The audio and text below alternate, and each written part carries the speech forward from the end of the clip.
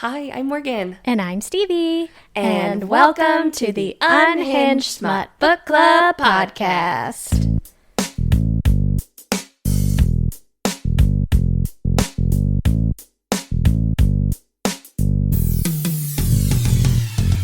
As all good relationships are foundationally based on. Yeah, on lies. Exactly. Lies that I cop to later after you've developed deep feelings for me.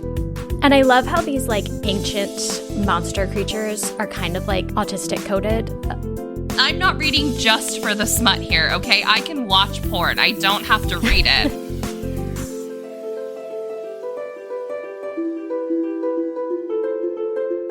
I was like, let's start recording. My baby Stevie is happy. And she's still happy, but now she yapping. That's it. She got stuff to say. Who doesn't love baby sounds? Right. And this is our January wrapped episode, so we're not necessarily talking smut today. Yeah, exactly. It's totally appropriate. Absolutely. Speaking of babies, I'm getting an IUD placed today. Your girl is scared. Have you ever had one? I have, and it didn't, well, the putting it in was fine, and that was a decade ago before I had babies and could canonically handle a knot, so I'm not... But I also learned at my second child, after 10 billion ultrasounds, the first time, my OB was like, I didn't know you had a tilted uterus. It was like, me either. Me either. And I was Googling, and I was like, because I had issues with it, okay, we're going to get high, immediately TMI, but this is the Unhinged Smut Book Club podcast, so me talking about my lady bits shouldn't make you that uncomfortable. I digress. The first time I had it, the first one tried to push itself out because your body's like, whoa, foreign object in my body. And so they were like, okay, we'll try one more time. Your body might be like, okay, this is fine now. And it stayed in there. However, I could feel it during sex. Not the strings. I had pain in my uterus. You could feel it during shifting. Sex. Exactly. It was not a good time. And so I had it removed. The removal process was awful because, hey, why did I go to a male OB? Who's to say? Bad idea. No, the person who delivered both my babies was a man, and he was lovely. Tangent. Pause. Get my thoughts together. Anyways, he cut the strings too short, and so when he go to pull it out, it kept slipping, and just tugging over and over again on your cervix. Not a good time. I thought I was going to throw up and shit myself at the same time on the table. I had that experience with insertion because it was the clamping, not the clamping, the piercing of the uterus. Not the uterus, of the cervix. But then I found out during that process, I was 21 or 22, I think, when I got it put in. Same. I have a heart-shaped uterus, and the doctor couldn't get the measurement correct because they need to measure how tall your cervix is for how far they're going to push it in, yada, yada. And so he kept having to measure over and over again. And so every time he would hit the top of my uterus, that shit hurt with the ruler, whatever the measuring stick is. He hit it over and over again. And he had trouble placing it. I thought I was going to pass out. That was the worst pain ever. He said, hey, I'm going to send you for an ultrasound just to make sure that that it's been placed correctly, that the placement is right, because I'm not sure. I kept having to measure, and it just, I'm going to send you for an ultrasound. And at the ultrasound tech said, oh, you have a bicornate uterus. And I was like, I'm sorry, what? And she went, oh, did you not know that? And I was like, what is a bicornate? What do you mean? And so she showed me she had to adjust the wand. And she said, you can see how it kind of there's two circles there. That's each horn of your uterus. So your uterus is kind of heart-shaped instead of upside down pear-shaped. And I was like, what does that mean? What does that mean? And immediately she was like, you're going to have to talk to your doctor. I can't tell you anything else. I probably shouldn't have even told you that because you didn't know it already. And you're going to have to talk to your doctor. And for a hot minute, I had a spiral about it. But yeah, I had a lot of pain and a lot of bleeding for many months, the better part of a year after getting the IUD. And when I had talked to my doctor, I was like, so what's my efficacy rate here? I did not use that word. I was like 22. Yeah. But like, how effective is this going to be? And he was like, well, it's in one side of your uterus. It's not in the middle. It's not in both sides. So there is a chance that the hormone can't work on the other side of your uterus. I didn't think that I'm thinking about that now. And I'm like, no, that it definitely still should have worked. And he was like, but, like your chances of pregnancy are pretty low. I'd say it's probably still 90% effective. And I, at 22 years old, who was not trying to have a baby. Yeah. Also, I don't want to hear probably. I don't want to hear probably. In pregnancy prevention. when I'm 22 years old and can barely afford the gas to get to this appointment. You know what I'm saying? No, thank you. That lasted about a year and a half, and I had it taken out. And I felt like I was going crazy all the time when I was on it, which is par for the course with me with hormonal birth control. So see, I'm getting a copper IUD because I don't want to go on hormones, and that's kind of the only option. Yeah. So and that's the one I got the first time, that's why I wanted it the first time. And so I'm hoping, because I was Googling, I was like, if I have a tilted uterus, does that make IUD positioning more challenging? And Google said yes. So now I can go in and tell her so she can be prepared for such things. So perfect. Hopefully it'll go better this time. And I've had 2 children, so I'm all stretched out down there. Just that's kidding. Not how cervixes work. I know. Well, not the cervix, but like my uterus is probably like at least a it's more relaxed, larger. Yeah. Yeah. It's more relaxed. Yeah. That makes sense. Well, I wish you all the luck today. Let me know if you need anything. Thank you. I know my husband I is home. It's like, I'm going to be useless this evening. You're a single father.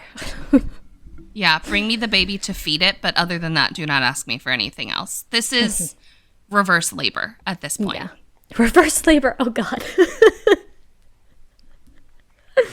They're going to fuck with your cervix and then put something inside of you. That's reverse labor. No, 100%.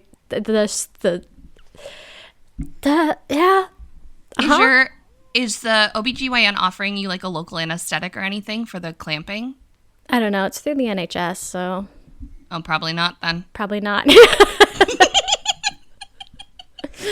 I don't know. I'm not super worried about that because that didn't hurt me the first time so much.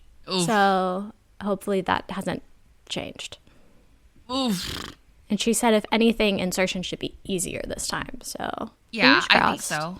Anyways, speaking of women's health care and other generally political things, we here at the Unhinged Smut Book Club feel like it's important to note we are a place where we are hee-hee-ha-ing. You come here for a little smutty book kiki, and we try and keep it that way because the world is a dark and heavy place right now. And if we can offer just an iota of escapism to the couple hundred maybe people who listen to this, we want to keep it that way. But we do think it's important just to revisit where we stand, just so we're super fucking clear. Fuck ICE. Fuck ICE. Fuck ICE so hard. We're a fuck ICE, free Palestine, protect the dolls, pro-science. No one is illegal on stolen land. Abortion is healthcare. We could go on and on. Yeah. And on and on. We, Stevie and I also, though, like we're pro-sensible gun laws, but as we found, at least for me, I'm so far left, you get your guns back. You know what I'm saying? Yeah. I'm scared enough now. I want my guns back. So we are pro Second Amendment with sensible gun laws, so that way kids aren't getting gunned down. You know what I'm saying? Mm-hmm. Yeah, we have made our politics very clear over the last year, especially they come in our wrap-up episodes when you and I are reading nonfiction books. But this last month, with the murder of Keith Porter, with the murder of Renee Good, and with the murder of Alex Peretti, and the dozens of other people that ICE has killed while in their custody, it was something that we just felt we couldn't gloss over, that we need to acknowledge again and again, that you are welcome here if you can be respectful and know that we believe all people deserve dignity, and that's where we stand on that issue. Mm-hmm. And if you don't agree with us, I'm not going to say fuck off. I'm not going to say you're not welcome here.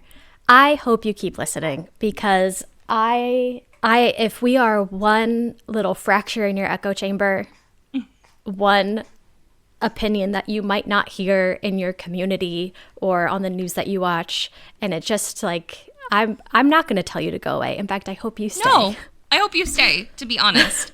We believe that all people deserve dignity. And when Stevie and I voted in the last election and in every election, we're not just voting for ourselves. We are voting for all people, which include people who have different beliefs than we do. And that's as simple as that. And if you're like, why is this bookish podcast talking about politics like this? One, because we need to, but two, also reading is political. We firmly believe that reading is political because there was a point in time in history when we would not have been allowed to read. Mm-hmm. And the books that we read on this podcast, certain groups of people are trying to ban. So if you want to keep enjoying your smutty, silly little monster fucking romances, hey, maybe vote in the midterms.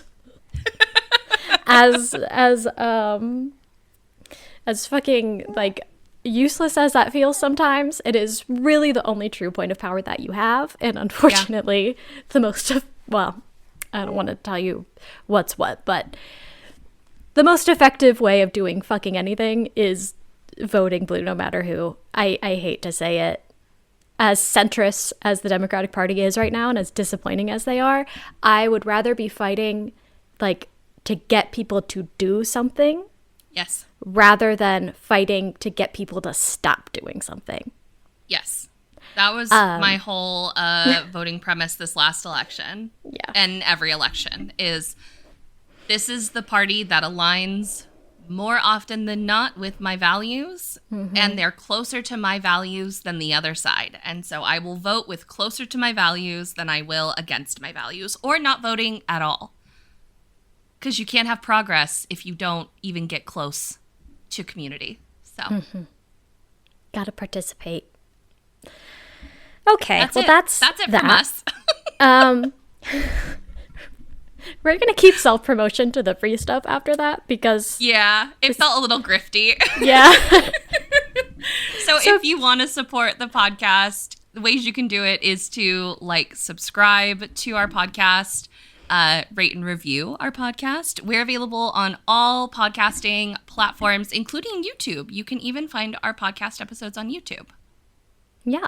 And yeah, just tell a friend about us, because that is the best thing you can do for us. Yeah. And follow us on social media. We are on Instagram and TikTok. We mostly just post like updates of like, hey, don't forget an episode is coming out. But one day, if the existential dread and depression wears off, maybe we'll both find space to be more creative and post more things. Yeah. Stick with us. Okay. Well, let's get silly goofy and talk about the books we've read this month, because mine are mostly silly goofy. Oh, good. So we are doing our January wrap up. I finished a total of 4 books, and I started 2 more, maybe 3. I've read 3 besides what we did for the podcast, and I've started 1. Okay, so by that math, I just looked at everything. I've read 3 beside what we've done for the podcast and started 1 other, and then the 2 for the podcast. Perfect. Okay, well, let's start with the 2 for the podcast. Just a quick. First, we read Jacked Up by Latrexa Nova, which is a sentient object Jack-in-the-Box romance. Dark romance. Yes. Morgan and I felt very differently about it. We did. Ate that shit up. I loved it. You gave it 4 stars, I think. I sure did. I gave it 3 stars. Yeah. It's like 2.5, 3 stars. It was a good time. So the title says it all. A sentient object, Jack-in-the-Box, dark romance. This girl inherits a Jack-in-the-Box from her dead grandmother and fucks it. and winds up fucking it. She winds up having weird dreams with him. Listen, the episode is live if you want to go listen to it and really find our full thoughts on it. Mm-hmm. Boy, what a book. What a book. And then Unhinged by Vera Valentine, which was also I did not expect to enjoy that as much as I did. I would say that for both books this month.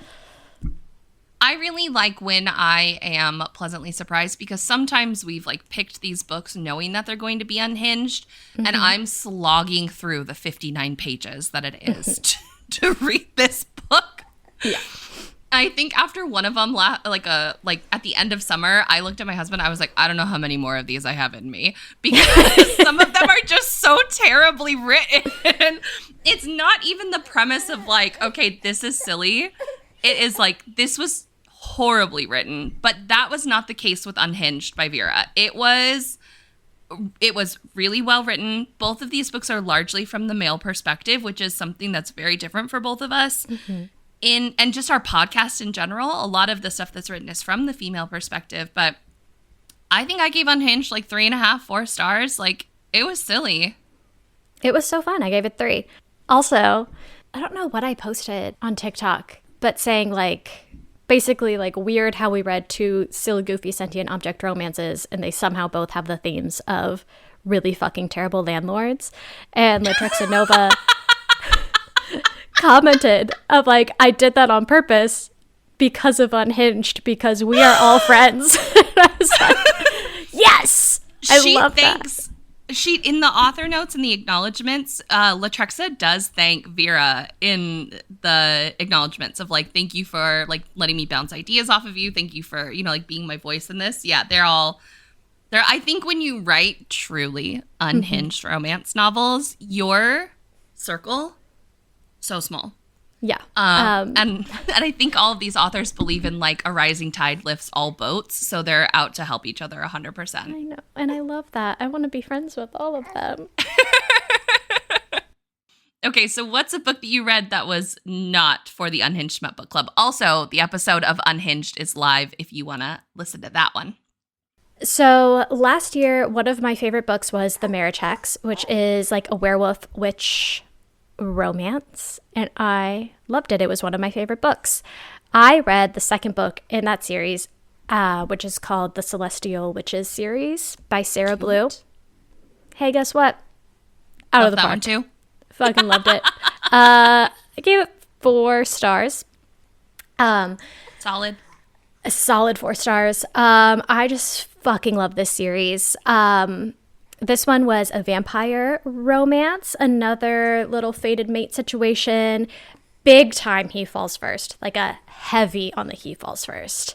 And it's dual POV, so you see just how like literally obsessed with her he is. It's fucking adorable. And I love how these like ancient monster creatures are kind of like autistic coded. You know what I mean? Of like, I'm so old, I don't fully understand social norms anymore. Yep, I know exactly what you're talking about. It's like one of my favorite things. Like we'll call that a microtrope of like, are they ancient or are they autistic?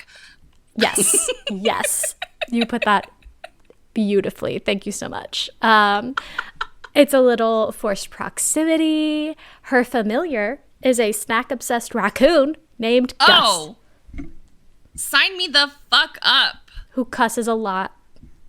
And I feel like that's exactly what my familiar would be. 100% it would be. 100%.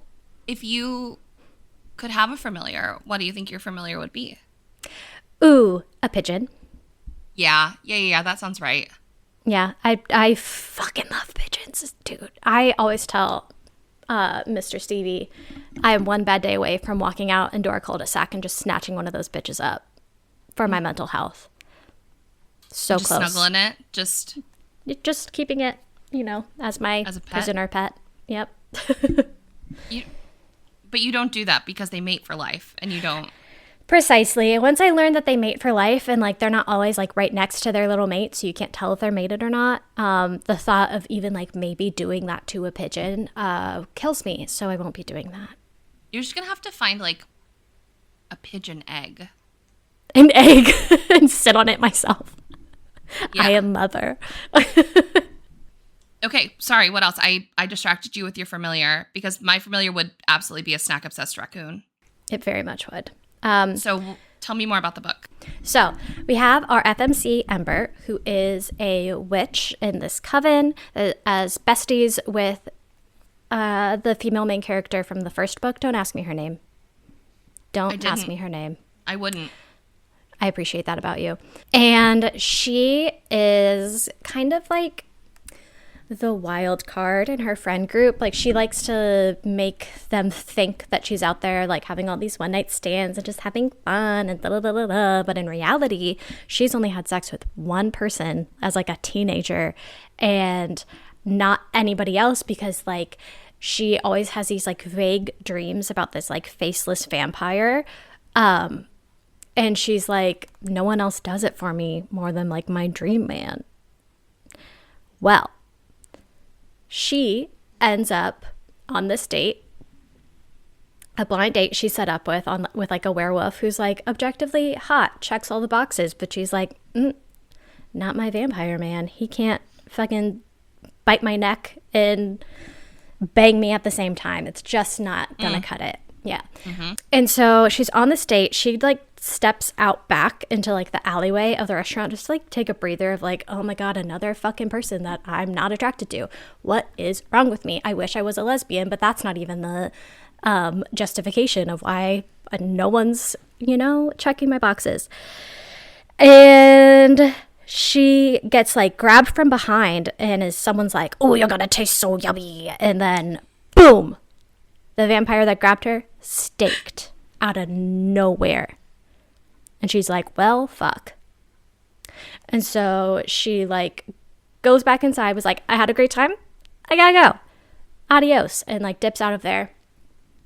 And then she is like grabbed by a bunch of vampires and is like the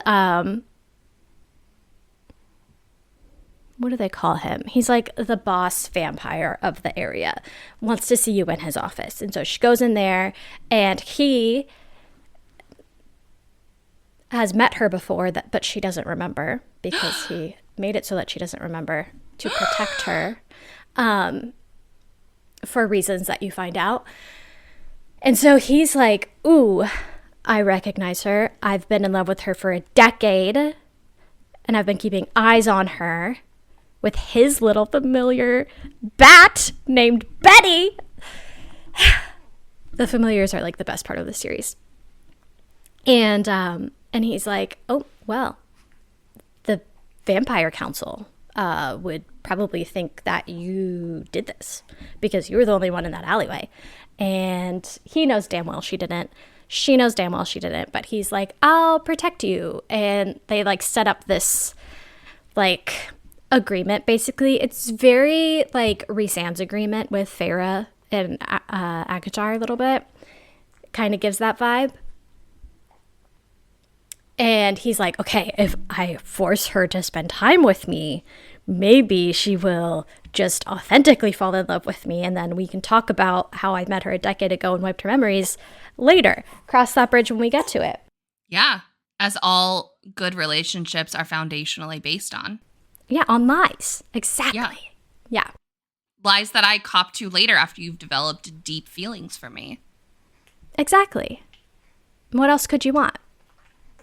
So that was that one, The Fang Arrangement by Sarah Blue. 4 stars. Such a fun series. Can't wait for the next one. So I read, the very first book I read this year was We Who Will Die by Stacia Stark. It is number 1 of a new series that she is starting called Empire of Blood. I had no clue who Stacia Stark was. I was going to say, I know that name. There's another Stacia author somewhere in the fantasy world.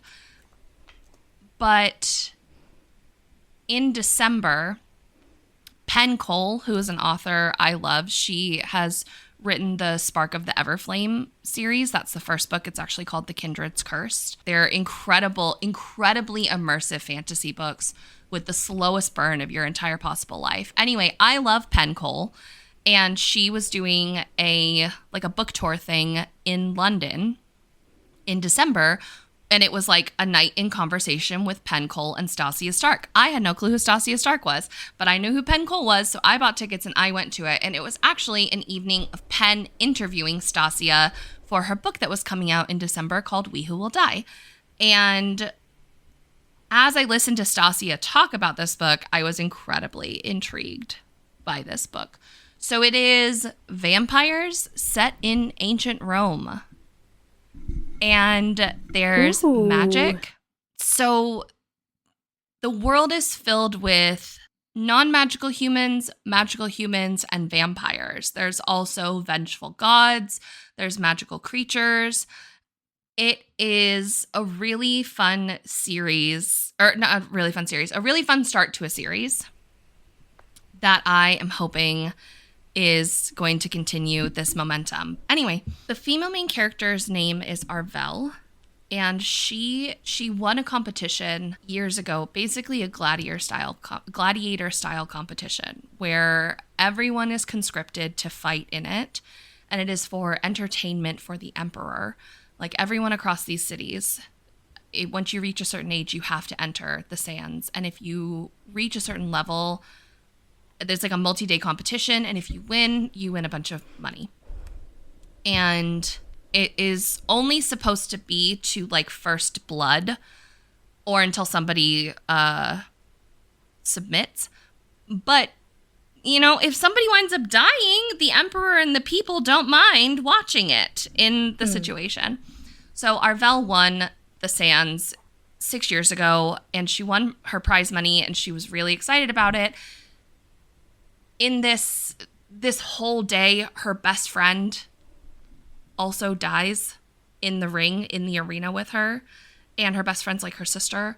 Her brother is in a horrible accident that left his lungs scarred.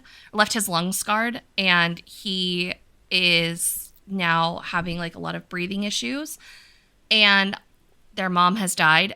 And on top of that, her uncle stole all of her prize money. So now, instead of kind of like enjoying the life of a winner, Arvel has a ton of grief, a ton of trauma, and is having to basically pick up bodyguarding gigs to protect her brothers. When she gets approached by a vampire that says, I can heal your brother. I can get your brother healed. I can heal your brother with scarring that's in his lungs. But I need you to enter into the more advanced version of the sands, which is called the Sundering.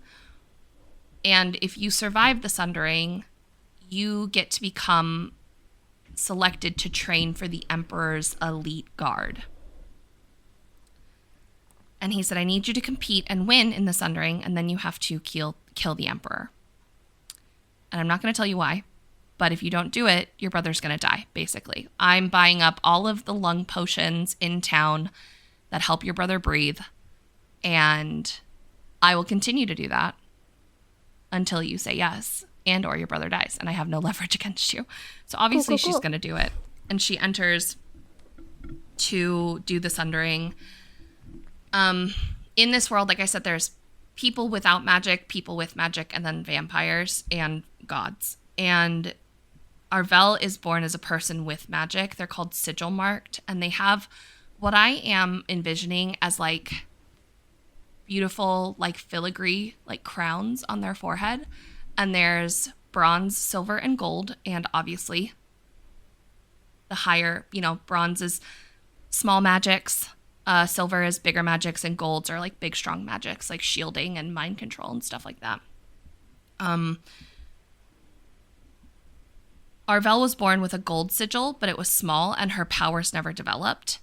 Her brothers, who are twins, the way that the magic works is like with every child you have, they are less and less likely to inherit more magic. So when Arvel's brothers were born, they were also born as gold-marked sigils, but their powers also haven't developed. So Arvel has like these, she like can't really do any magic, even though she is sigil-marked. And she is fighting in the Sundering all at the same time. There's this guy, he's called the Primus, and he is like the Emperor's personal guard. Also, the Emperor's son is like fucking crazy. And so she's having to like compete in the Sundering, get close to the Emperor to try and kill him. Just like all of these things, all of this drama is happening all around her. She's trying to survive. She's trying to complete her mission to save her brother. And that is where I'm going to leave it. It was incredibly interesting. I really liked the magic system because it was a little different. It like borrowed a little bit of everything from a lot of different magic systems while still maintaining like vampires can't enter your house without you inviting them in, and they can't do the sunlight. That was a really fun, the interpretation of sunlight and like how vampires interact with it is a very fun little magical system twist in this book. It was very interesting. So if you kind of like trials, like The Serpent and the Wings of Night, like Hunger Games, if you like trials, this has lots of trials. If you like vampires, this has vampires. If you like unique magic systems, it's got that. There's a little bit of like court politics. There is a love interest. There's like a hidden-ish backstory that you kind of uncover through the pages. There is a setup potentially for it to be like a love triangle, but not like a love triangle. I don't know how. There's a setup for it. And the way that the book ends is not necessarily on like a devastating cliffhanger, but on more of like I like to think of it like a superhero movie where you kind of just like you see everybody getting ready to like take on what's coming next. You know? It just gives you anticipation for the next one. Yes, of like, okay, well, now what are the next steps? It's not necessarily like, I need to know what happens now. It's more of just like, oh, okay, well, that's interesting. So I enjoyed that the cliffhanger was a setup for the next book and not so much like a, how am I going to go on with my life now? So I gave it 4 stars. I'm really excited to see where the rest of the book goes. It was a good listen. I listened to it on audiobook as well as read it. And I am really glad that I read it because it was a new author to me. And she has a bunch of other fantasy. And I'm excited I could dig into that too if I wanted to. Fun. Love that. My next book is, okay, I believe it's like a self-published Kindle Unlimited moment. If you go into it with that, you can enjoy it. Okay. However, I gave it 2 stars. But do you ever want to give a book higher ratings because of the potential? Like, there's so much potential. Yeah. That was this book of like, you have all the right ingredients. You just need like an editor and probably to make it a little bit longer to really flesh out the story. Yeah. That was this book. It is, I found it on TikTok. It's called The Hidden Gods of Appalachia by Jessica Lee, which is described a spicy folkloric horror romance novella, which is a very unique combination of words. Yeah. It was a lot spicier than I thought it was going to be, and the spice was pretty good. However, I was like, okay, enough with the spice. Let's work on the plot a little bit because it is very like, if you know me, I'm a spooky bitch, and I particularly love spooky Appalachia because I'm from, not Appalachia, but like a 30-minute drive from West Virginia, like close enough. Yeah, this has like all of the potential to be such a 5-star book because it's like Appalachian folklore. It's, I don't even want to say what, I don't like naming Appalachian creatures because it's like you say their name and it like summons them kind of, you know what I mean? I'm across an ocean and I'm still not saying it because I'm a superstitious ass bitch. But if you know anything. We don't. I call them skinwalkers. It is very that. It's very the not deer, the like Native American one that starts with a W and ends in go. That one particularly freaks me out. I don't know all their names, so you're good to just. Okay, it's fine. We're gonna move on. Anyways, it was just the right amount of creepy for me. So we have our female main character named Charlie, Oh my gosh, both male main characters of the 2 books I just talked about are named Warren. That's funny. Okay, sorry.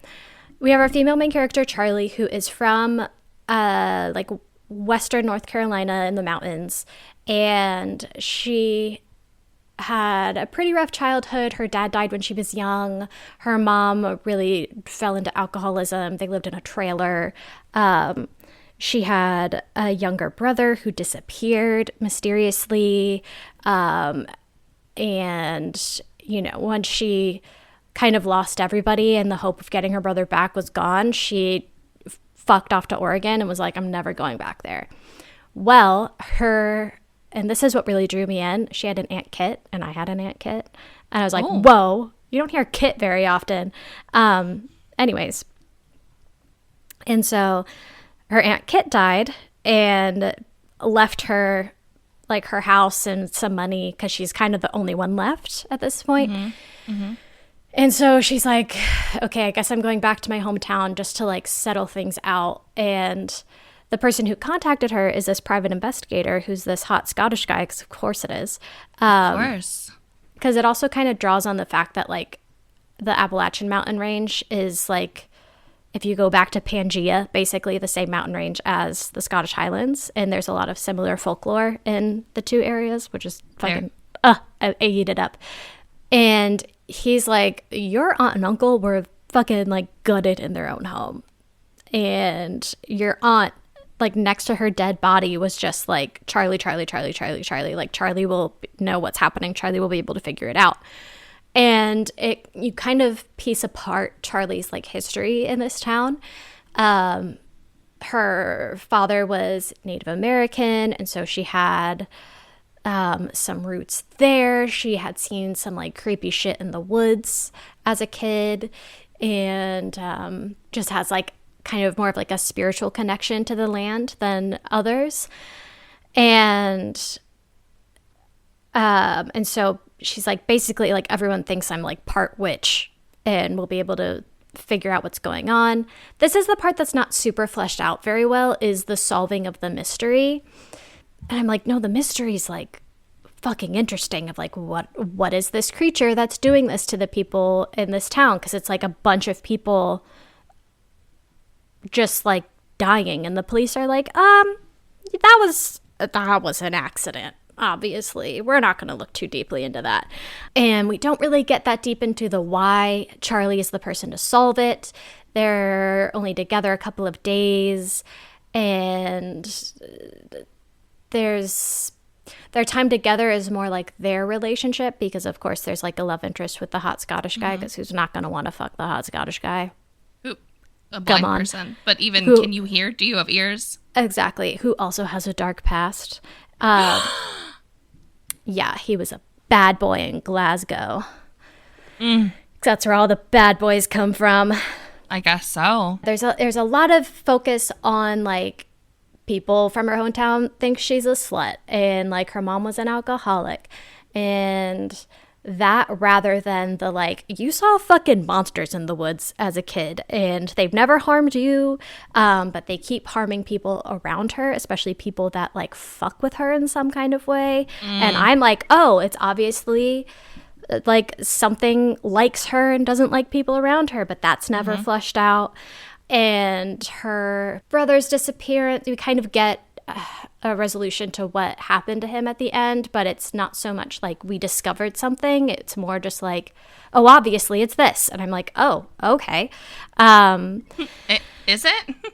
Exactly. And parts of the timeline didn't add up. So, like, she was 11 when her brother was born, but then she's later in the book, it says that, like, after their mom died and their dad, they're orphaned, basically. She's 21 and he's 7. And I'm like, that math isn't mathing. The motivations of the characters aren't as clear as they could be. And they don't really solve the mystery together. He's just like, oh, by the way, I did some digging into your family history, and you're Native American on one side and descended from a witch who cursed the land on your mom's side. And rather than, like, discovering that together, which would make the story, do you get what I mean?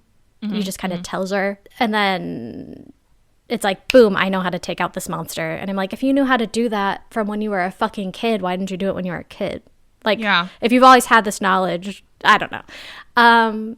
But there's so much potential. There's so much potential. So, like, I loved the spooky shit, especially, like, Appalachian folklore, hot tattooed Scottish MMC, douchebags from your hometown getting what's coming to them. There's, like, themes of nature preservation. There's pretty good spice, even if it's, like, a little gratuitous. And there's, like, a practical magic, which is my favorite movie of all time, family curse kind of vibe going on, which I fuck with. I want this to be a first draft and her to redo it so I can get the, like, really fleshed out thing, because I would absolutely, if she's like, hey, I edited this a bit and it's better now, I'd be like, gimme, you know? Yes. So I don't not recommend it. However, go into it with the understanding that it is not as worked out as it could be if it were traditionally published. But I gave it 2 stars, but my heart wants to give it more. I had read a book with similar kind of, like, the thing I found it. It's called Bootlegger's Bounty, and I read it in 2024. And the description is like she's trapped on a boat between an angel and a devil. Not really. She's a jazz singer on the run. There's a rum runner who's, like, on the edge of losing it all, and a gangster ready to risk it all. And I was like, this sounds great. And it's like a thruple. It's an MMF. And it had so much potential, but you could not get more than 5 paragraphs without them banging. And I was like, I want the story. Like, I appreciate that it's erotica, but I also, the story sounds great. Right? Exactly. I'm not reading just for the smut here, okay? I can watch porn. I don't have to read it. That's how I felt about Railed by the Easter Bunny. Like, that's such an interesting world of, like, yeah. And I'm like, I want that fantasy world, not just fucking an Easter Bunny, you know? Correct. I would take this as, like, a fuller novel with more story. Exactly. 100%. Okay. One of the other books I finished this month was Harriet Tubman Live in Concert by Bob the Drag Queen. Adding to my TBR. Hold, please. You've said enough. I don't even need to hear about it. Go ahead. It's a short book, it was good, and I didn't know. I knew Bob was writing it. Bob the Drag Queen, one of my favorite drag queens. Hello. My RuPaul's Drag Race subreddit flair is purse first. Huge Bob. That is such a niche fucking reference, but walk into the room purse first. Yeah, purse first isn't a niche reference, right? But, like, my RuPaul's Drag Race subreddit flair, that is that is for sure. Yeah. It's purse first. I did a custom one and I set it to purse first. So anyway, I knew Bob was writing this, and if you don't follow Bob on socials, you should, because there's a good mix of, like, the comedy that Bob is known for, and then also hot political takes about so many things.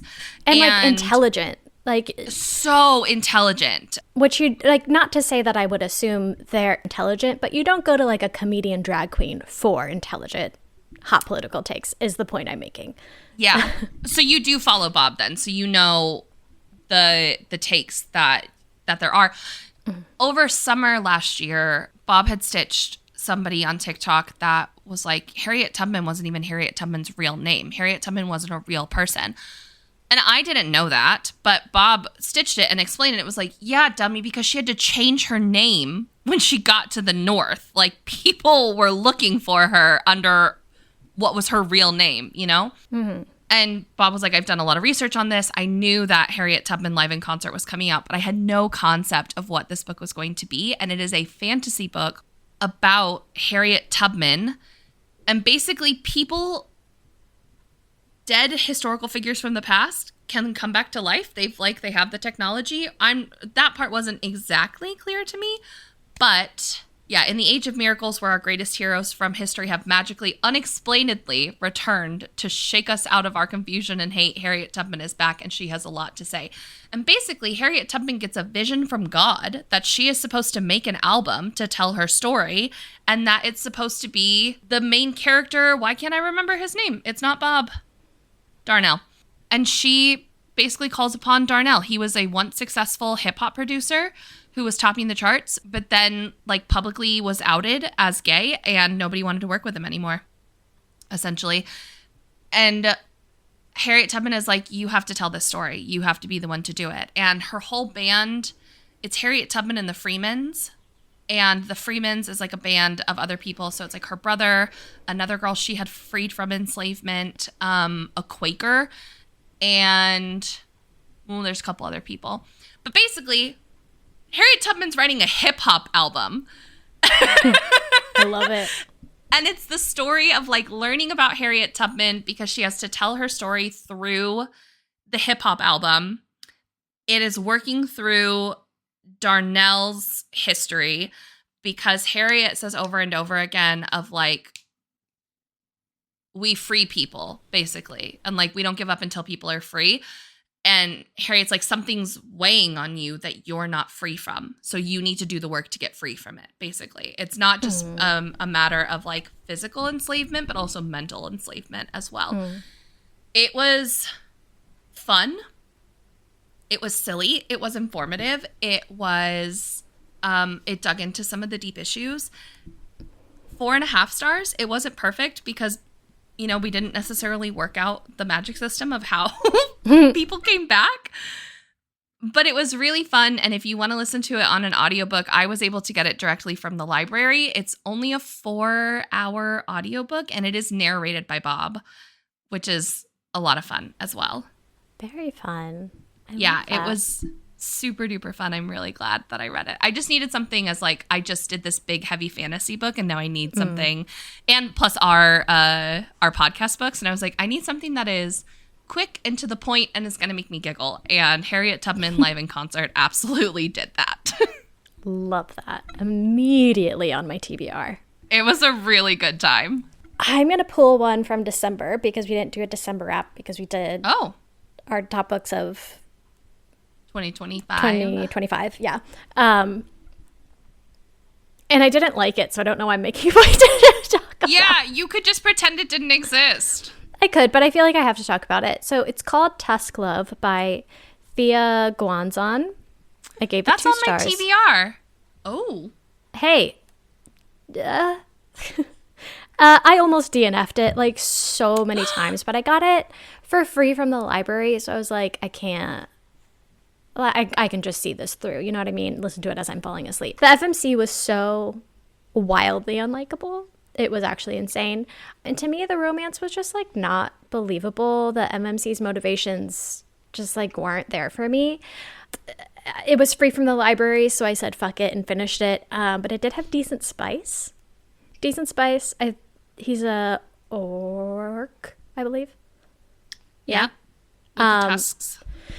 Which I love that, but I don't recommend it. Yeah. This was a reread for me, which was Blood Over Brighthaven by M.L. Wang. I have talked about this book several times. Length on the pod. I did it for our February 2025 wrap up because I read it in February of 2025. I talked about it on our favorite books of 2025 episode. And now here I am again talking about it. It became the book club book for our in-person book club. It was our January book that we read. And a lot of people showed up for the chat on it. And a lot of people really liked it, which was good. There were some points of it where people had some fair critiques.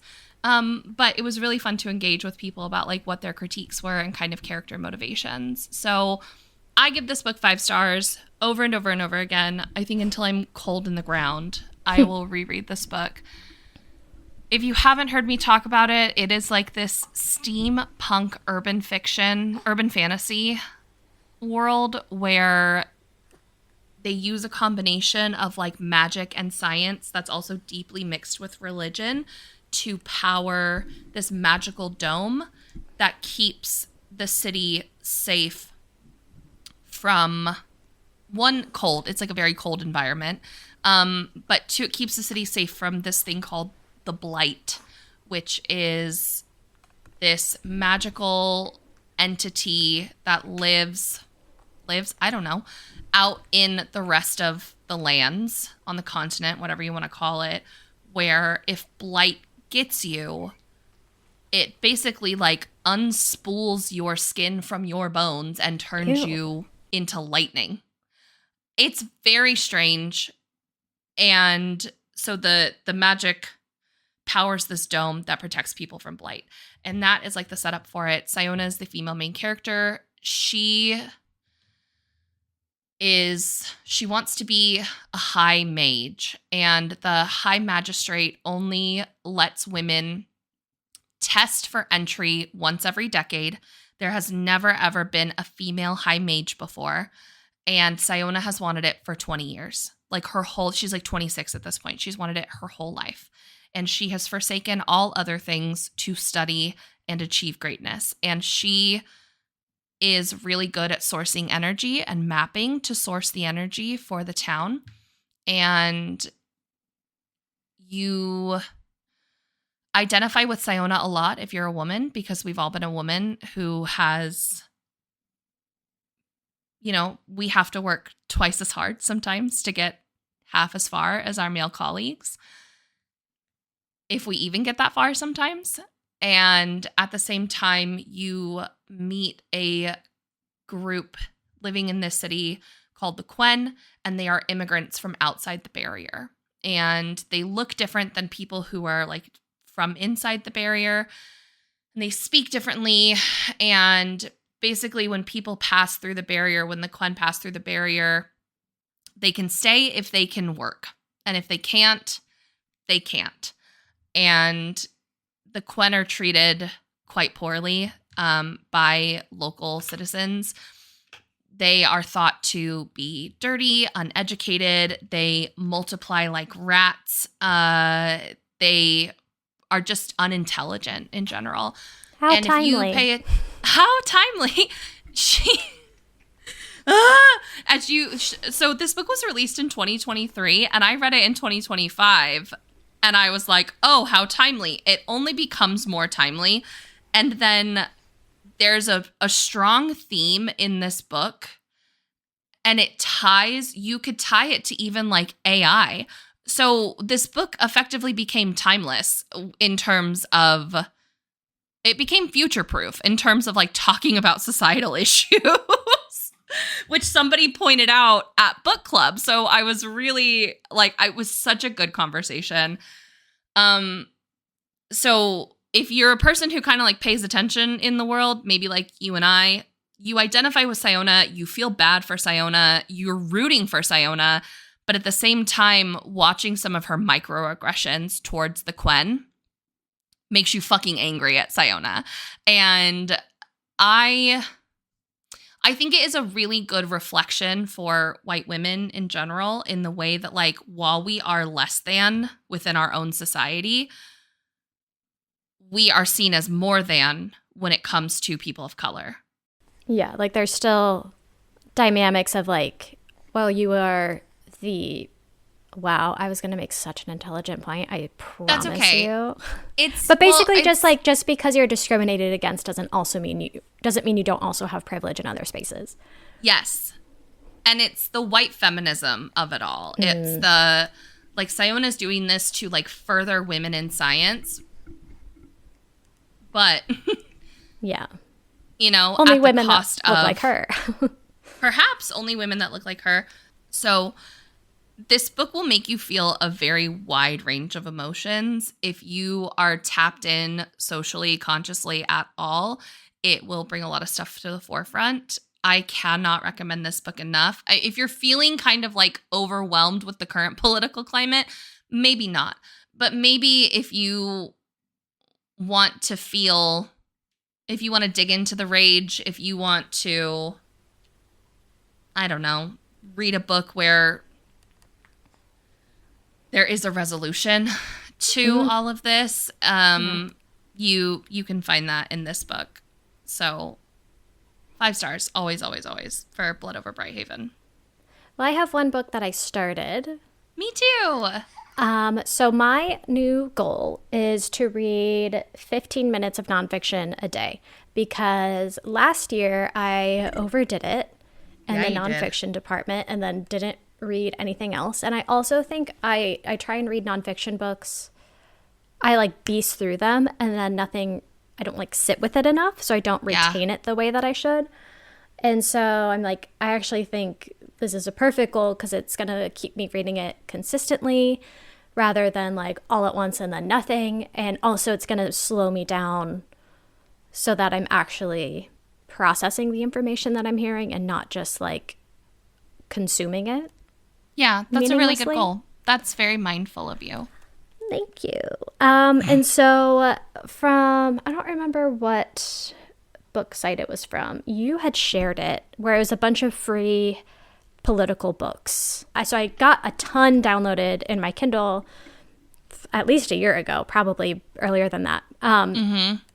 And one of them was called Unbuild Walls by Silky Shaw, which is very timely because she is an immigration activist. And so just a quick, I'm not going to get too much into this book, so I'll probably talk about it in a month or two. But it's drawing from over 20 years of activism on local and national levels. This striking book offers an organizer's perspective on the fight for immigrant rights, making a bold case for prison abolition. And so that's the one I chose because it felt like talking points that I could use today.